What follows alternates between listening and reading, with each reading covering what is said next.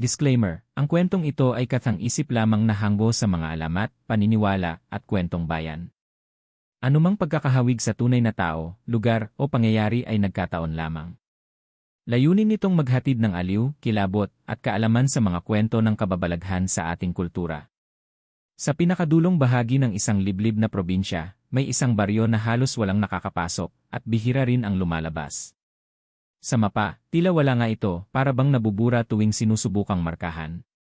Kilala ito ng mga kalapit na bayan bilang San Roque, ngunit sa mga matatanda, tinatawag itong baryo ng mga anino. Nakapalibot dito ang makapal at masukal na gubat na puno ng matatandang puno ng balete, mahahabang kawayan, at mga damong lagpas-tao ang taas. Tuwing hapon, bigla na lang lumalamig ang paligid, kahit tirik na tirik pa ang araw. Ayon sa sabi-sabi, may mga nilalang sa gubat na hindi dapat makita ng tao, at kung makita mo sila, hindi ka na makakabalik ng buhay. Ang mga bahay sa baryo ay gawa sa pinaghalong kahoy at pawid, karamihan ay luma at halos guguho na, ngunit pinananatiling maayos ng mga residente. Ang mga tao roon ay may kakaibang ikinikilos, hindi sila mahilig makipag-usap sa mga dayo, at tuwing dapit hapon ay sabay-sabay nilang isinisasara ang bintana at pinto ng kanilang mga bahay. Walang ingay, walang naglalakad sa kalsada, at tanging huni ng kuliglig at alulong ng aso ang maririnig. Isang araw, isang tsismis ang kumalat sa karatig baryo, may ilang rebelde raw na nagtatago mula sa militar ang nagtangkang maghanap ng matataguan sa lugar na yon. Sinasabi ng matatanda na kung doon sila magtatago, baka hindi na sila muling makita. Pero para sa mga rebelde, perpekto ang baryo, malayo sa gulo, napapaligiran ng gubat, at halos hindi nadadaanan ng sinuman. Sa baryong iyon, may isang kakaibang lugar sa gitna, isang lumang plaza na may malaking punong balete. Sa ilalim nito, may lumang bato na tinatawag ng mga residente na bato ng panata. Sinasabi nilang doon daw isinasakripisyo noon ang mga hayop bilang handog sa mga tagapagtanggol ng baryo. Ngunit may ilang naniniwala na hindi hayop ang inihahandog noon, kundi tao. Ang baryo ay tahimik sa umaga, ngunit may mga senyales ng kakaibang buhay sa gabi. May mga bakas ng paa sa putikan na hindi akma sa paa ng tao o hayop. May mga kalmot sa pinto, at minsan, may dugo sa bakuran ng ilan sa mga bahay. Ang mga tao roon ay tila hindi nababahala, para bang normal lang ito para sa kanila. Sa gitna ng katahimikan, isang matandang babae, si Aling Doray, ang kilalang tagapagsalaysay ng kasaysayan ng baryo. Siya'y mahina na ang katawan ngunit matalim pa ang mga mata. Kapag tinanong mo siya tungkol sa mga kakaibang pangyayari, simpleng sasabihin lang niya, basta pagsapit ng dilim, huwag ka nang lalabas. At kung may kumatok, huwag mo nang sagutin. Marami na raw dumayo sa baryong iyon noon, mga mangangalakal, mga manlalakbay, at minsan, mga naghahanap ng bagong tahanan. Pero kakaunti lang ang nanatili ng matagal. Ang iba, umalis agad dahil sa takot at ang ilan, basta na lang naglaho, na para bang nilamon ng dilim ng baryo. Habang lumalalim ang gabi, ang paligid ay napupuno ng mga tunog na hindi madaling ipaliwanag. May mga yapak na mabibigat sa bubungan, may kaluskos sa mga damo na tila may sumusubaybay, at minsan, may mahinang halakhak ng babae na nagmumula sa kawalan. Dito nagsisimula ang tunay na kilabot, ang pakiramdam na may nagmamasid, kahit saan ka magpunta. At doon, sa baryong iyon, magsisimula ang kwento ng pagdating ng mga rebelde, at kung paano nila matutuklasan na mas mabangis pa ang mga nilalang sa dilim kaysa sa mga kaaway nilang tao. Matapos ang isang madugong engkwentro sa pagitan ng militar at isang maliit na grupo ng mga rebelde, 4 sa kanila ang nakatakas. Sila ay pagod, sugatan at halos maubusan ng bala. Ilang araw silang naglakad sa kabundukan, tinatahak ang masukal na daan at tumatawid sa ilog para lamang makalayo sa mga humahabol. Sa kalagitnaan ng kanilang paglalakbay, napansin nila ang isang makitid na daan na halos natatakpan na ng damo at mga baging. Sa dulo nito, aninag ang tila mga bubong ng bahay, mga bahay na gawa sa pawid at kahoy. Para sa kanila, isa itong oportunidad, kung may baryo, may pagkain, may pahinga, bulong ni Tomas, ang pinakamatanda sa grupo. Ang baryo ay tila nakalutang sa katahimikan. Wala silang makita ni isang tao sa unang tingin. Ngunit habang lumalapit sila, may ilang residente ang sumisilip sa mga bintana, pinagmamasdan ang kanilang pagdating. Una nilang nakilala si Mang Ilyong, isang matandang magsasaka na may gulok sa kamay. "Sino kayo? Anong ginagawa ninyo rito?" malamig na tanong nito. Sinabi ni Ramon, ang leader ng grupo, na sila'y mga manlalakbay lamang na napadpad doon at nangangailangan ng matutuluyan. Ayaw nilang banggitin ang kanilang tunay na pagkakakilanlan bilang mga rebelde. Nagbulungan ang ilang residente, habang ang iba ay nagpatuloy sa kanilang gawain, para bang hindi interesado. Ngunit maya-maya, lumapit ang isang babaeng nasa edad 50, si Aling Marta, at inimbitahan silang magpahinga sa lumang bahay na walang nakatira. Pero tandaan ninyo, babala ni Aling Marta, pagsapit ng dilim, huwag na huwag kayong lalabas. At kung may marinig kayong kakaiba, magdasal na lang kayo. Nagpasalamat ang grupo, ngunit nagtinginan silang lahat. Para bang kakaiba ang babala, ngunit mas nanaig ang pagod at gutom kaysa sa takot. Sa unang hapon nila roon, napansin nila na kakaiba ang kilos ng mga tao. Lahat ay tila nagmamadali. Ang mga bata ay pinapasok sa bahay bago pa tuluyang lumubog ang araw. Ang mga kalalakihan ay nag-aayos ng mga pintuan at bintana, tinatapal ang mga siwang, at nilalagyan ng bawang ang paligid. Tinanong ni Lando, isa sa mga rebelde, ang isang batang lalaki na dumadaan, bakit may bawang sa bintanan nyo? Ngunit tumakbo lang ang bata, para bang takot na kausapin sila. Pagsapit ng gabi, ang baryo ay tila isang bayan ng mga patay, walang ingay, walang ilaw, walang kahit anong senyales ng buhay sa labas ng mga bahay. Tanging ang kanilang lampara sa loob ng tinutuluyan nila ang nagbibigay ng liwanag. Ngunit habang nakaupo sila at kumakain ng kaunting pagkain na ibinigay ni Aling Marta, may narinig silang mabibigat na yabag sa labas. Hindi ito parang tao, mabagal ngunit mabigat, at may kasamang kaluskos sa bubungan. Hayop lang yan, baka pusa o aso, bulong ni Tomas, pilit na binabawasan ang kaba. Subalit nang sumilip si Ramon sa maliit na siwang ng bintana, nakita niya ang aninong tila nakayuko, at dahan-dahang nag-aangat ng ulo. Sa liwanag ng buwan, kumislap ang dalawang mata na pula, at may mahahabang ngipin na kumikintab sa laway. Mabilis niyang isinara ang takip ng bintana at hinila ang mga kasama. Walang nagsalita. Lahat sila ay nakiramdam. Ngunit ang kabog ng dibdib nila ay sabay-sabay, parang isang kumpas na nagsasabing hindi ligtas ang lugar na ito. Kinabukasan, nagpasya silang manatili pa rin. Para sa kanila, mas ligtas pa rin ang baryo kaysa sa kabubatang pinamumugaran ng militar. Ngunit hindi nila alam, ang kaaway na haharapin nila rito ay mas mabangis, mas tahimik, at mas gutom kaysa sa mga sundalong kanilang tinatakasan. Kinabukasan, tila mas naging palagay ang loob ng ilang residente sa grupo ng mga rebelde. Ilang babae sa baryo ang nagdala ng mainit na lugaw at nilagang kamote para sa kanila. May mga batang sumisilip sa kanilang tirahan, pero agad na hinahatak pabalik ng kanilang mga ina. Ngunit sa likod ng kaunting kabaitan na yon, ramdam pa rin ng grupo na may kakaibang titig ang mga tao. Para bang hindi sila tinitingnan bilang bisita, kundi bilang mga bagay na kailangan bantayan. Si Aling Marta ang pinakamalapit sa kanila. Tuwing umaga, dinadalhan niya sila ng pagkain at tubig. Ngunit palagi niyang ipinapaalala, huwag kayong lalabas sa gabi. At huwag kayong basta tatanggap ng kahit anong alok kapag hindi ninyo kilala ang nag-abot. Sa isang pagkakataon, habang nag-igib ng tubig si Ramon sa poso, nilapitan siya ng isang matandang lalaki na nakaitim na barong, si Mang Efraim. Malalim ang boses nito at matalim ang mga mata. Marami na ang dumating dito pero kakaunti ang nakaalis, bulong nito, sabay lakad palayo na parang wala lang. Naramdaman ni Ramon ang kilabot sa mga salitang iyon. Habang lumilipas ang mga araw, napansin nila na kakaunti lang ang naglalakad sa kalsada. Ang mga residente ay tila may kanya-kanyang grupo at bihirang makisalamuha sa ibang pamilya. Sa gitna ng baryo, may isang malaking plaza na tila walang gumagamit.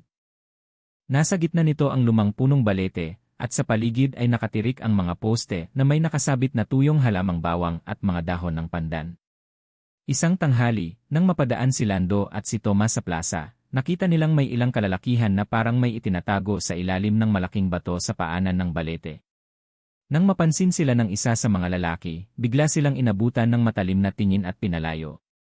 Hindi pwedeng lumapit dito ang mga bisita, malamig na sabi ng isa, na may hawak pang gulok.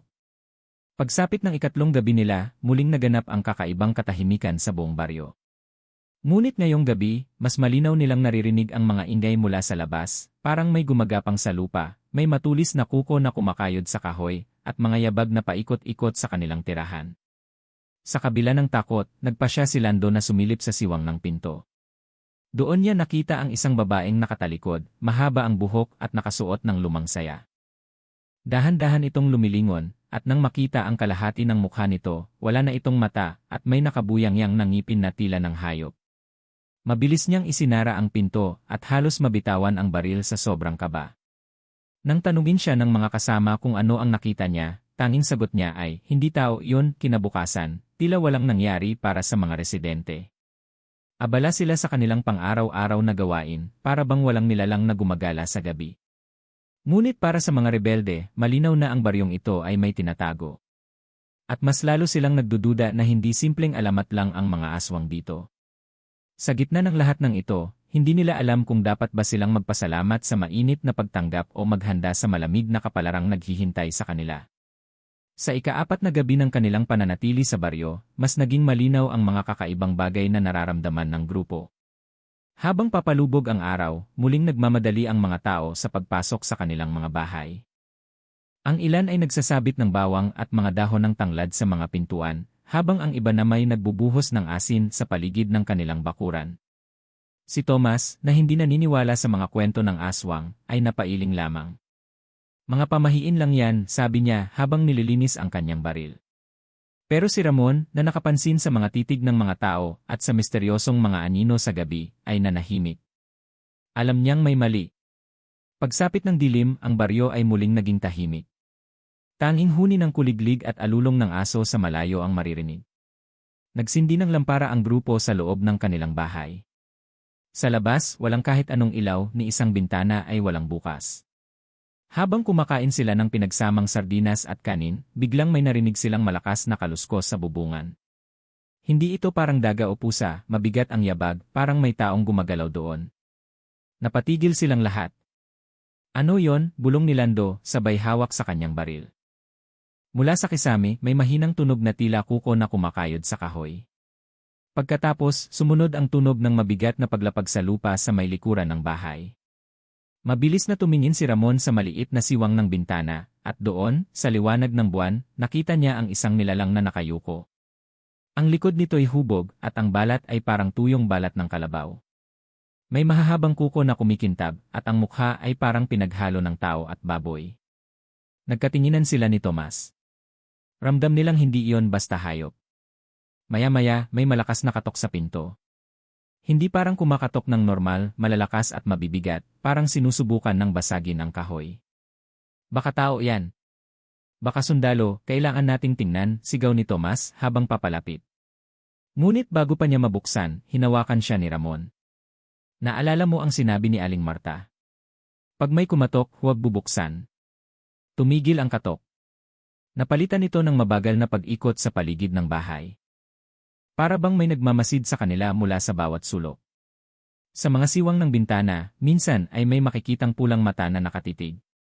Bigla, mula sa di kalayuan, may sumigaw, isang sigaw ng lalaki na puno ng takot at paghihirap. Sumunod dito ang tunog ng mga yapak na mabilis na tumatakbo, at pagkatapos ay isang malakas na ungol na hindi galing sa tao. May tao sa labas? Kailangan nating tulungan, sigaw ni Lando. Ngunit nang lumapit siya sa pinto, nakita niya sa ilalim nito ang dahan-dahang pagdaloy ng dugo, na parang may hinihila at pinapatay sa mismong labas. Lalong lumakas ang kabog ng kanilang dibdib. Ramdam nila na kahit anong oras ay pwedeng sumabog ang pinto at bintana. Ngunit matapos ang ilang minuto, unti-unting nawala ang lahat ng tunog, maliban sa ilang huni ng kuliglig. Nang mag-umaga, nagtanong si Ramon sa mga residente kung may narinig ba silang sigaw kagabi. Ngunit walang sumagot. Ang ilan ay umiwas ng tingin at ang iba ay nagpatuloy lang sa kanilang ginagawa. Para bang walang nangyari.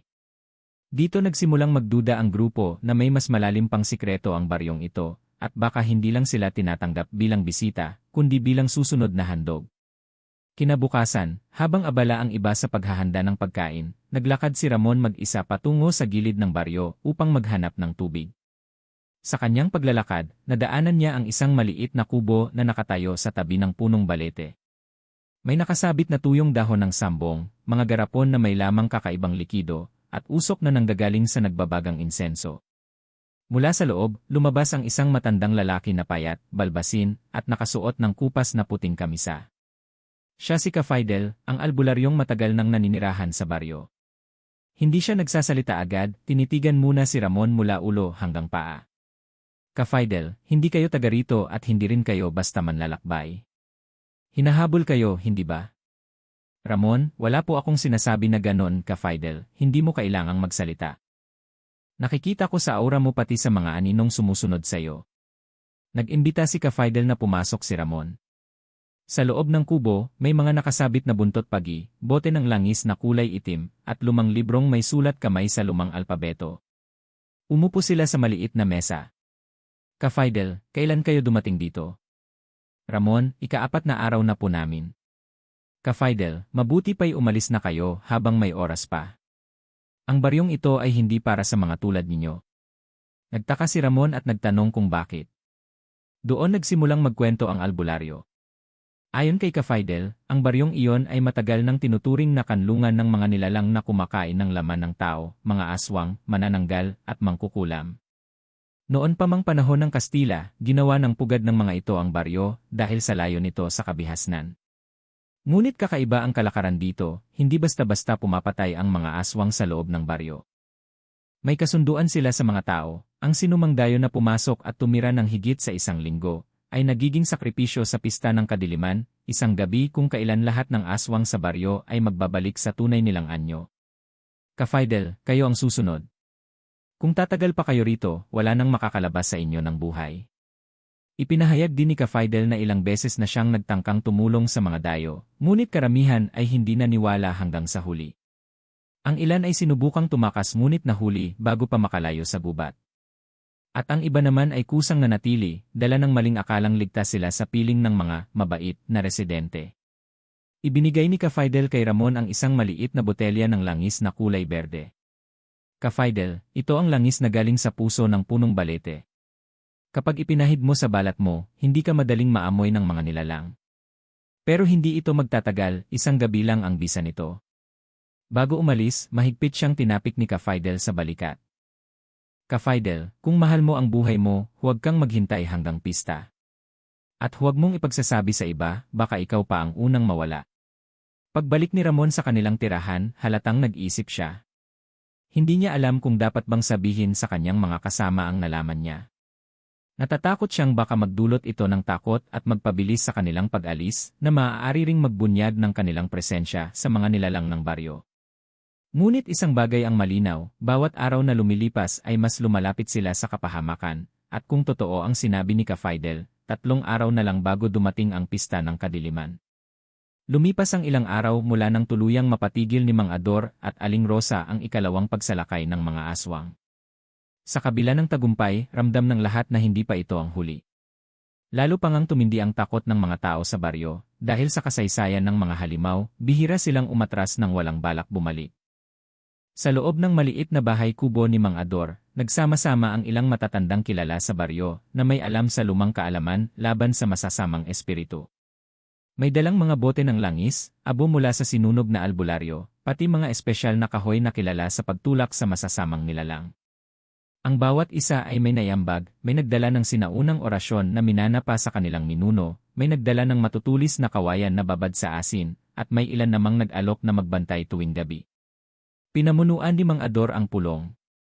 Mga kababayan, hindi tayo pwedeng maghintay na muling umatake sila. Sa gabi, ang lakas nila. Kaya kailangan nating maghanda bago pa man dumilim. Tahimik na nakinig ang lahat, ramdam ang bigat ng boses ng matanda. Samantala, si Aling Rosa ay walang tigil sa paggawa ng mga anting-anting. Pinatuyo niya sa araw ang mga dahon ng sambong at lagundi, hinalo sa pinong asin, at inilagay sa maliliit na supot na ipamimigay sa bawat tahanan. Sinabihan din niya ang mga nanay na huwag munang palabasin ang mga bata sa dapit hapon. Dumating ang gabi ng pinakaabangang pagbabalik ng mga aswang, ayon sa pakiramdam ng mga matatanda at sa kakaibang katahimikan ng kagubatan. Ngunit ngayong gabi, handa ang lahat. Sa paligid ng baryo, nakapwesto ang mga kalalakihan na may hawak na sibat at sulo, habang ang kababaihan naman ay nasa loob ng mga bahay, handang ipagtanggol ang kanilang pamilya. Hindi nagtagal, sa di kalayuan, narinig ang tila iisang malalim na paghinga ng hangin, kasabay ng mahahabang iyak na parang mula sa mga hayop na hindi mo mawari kung anong uri. Nagsimulang gumalaw ang mga dahon ng saging sa likod ng baryo, at doon nakita ang mga aninong mabilis na gumagapang. Sumigaw si Mang Ador, "Handa na kayo, at sabay-sabay na nagtindigan ang mga bantay, iniangat ang kanilang mga sibat at sulo. Sa gabing iyon, hindi na sila basta-basta tatakbo, ito na ang huling paghahanda para sa pinakamatinding laban na paparating. Hindi pa rin mawala sa isipan ni Liza ang mga sinabi ni Mang Dante kanina. Para bang bawat salitang lumabas sa bibig ng matanda ay may kaakibat na bigat na pumipiga sa kanyang puso.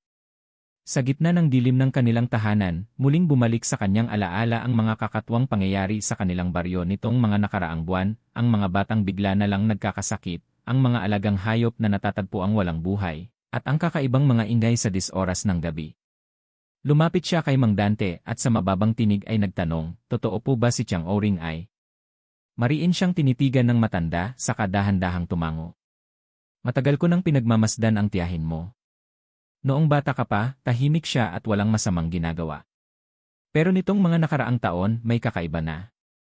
Nakita ko siya minsang nakatayo sa gilid ng sapa, sa hating gabi, habang nakatingala sa buwan at may hawak na palad ng manok. Lahat ng mga alaga sa paligid, nagwawala. Napakapit si Liza sa kanyang dibdib. Hindi niya lubos maisip na ang tiyahin na kumukop sa kanya mula pagkabata ay maaaring sangkot sa ganitong bagay. Ngunit bago pa siya makasagot, biglang bumukas ang pinto ng kanilang bahay. Pumasok si Tiang Oring, may daladalang malaking bayong na tinatakpan ng tela. Mabilis nitong inilapag iyon sa sahig at mumiti, ngiting parang pilit. Oh, nandito ka pala, Liza. Kanina pa kita hinahanap. Pinilit mumiti ni Liza, pero ramdam niyang bumibilis ang tibok ng puso niya. Nagsalubong ang mga mata ni Mang Dante at ni Tiang Oring. Walang salita, pero puno ng tensyon ang pagitan nila. Maya-maya, may narinig silang mahina, ngunit malinaw na tunog mula sa loob ng bayong, parang mahina at hirap na hininga.